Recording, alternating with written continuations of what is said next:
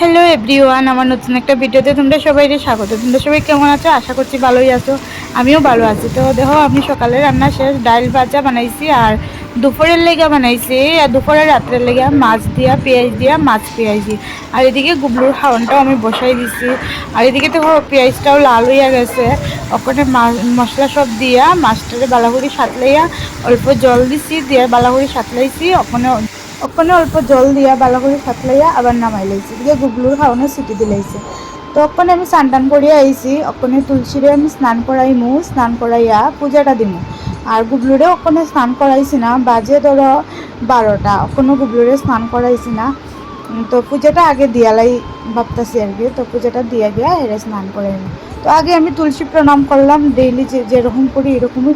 তারপরে সূর্য প্রণাম করলাম, তারপরে আমি বৃন্দারে গড়ে নিয়ে যাইম, তারপরে আমি পূজাটা দিয়া লাইম। তো স্কিপ না করিয়া বন্ধুরা ভিডিওটা দেখতে দেখো।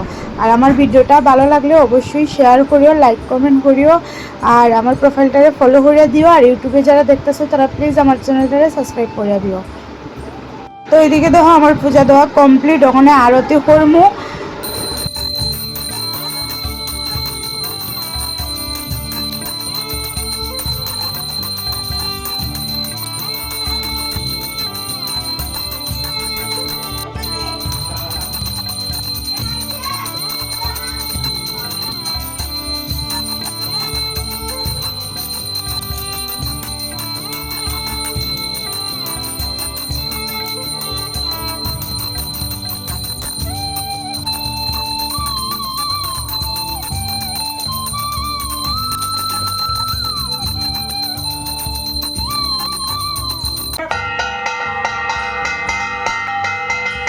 ওখানে আমি বুক ছুটাই আই গেছি।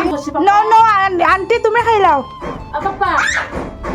ওখানে গুবলুর একটা ওয়ারেস খাওয়াইমু, কারণ প্রচণ্ড গরম পড়ছে, গুবলুর কিন্তু জলের দরকার।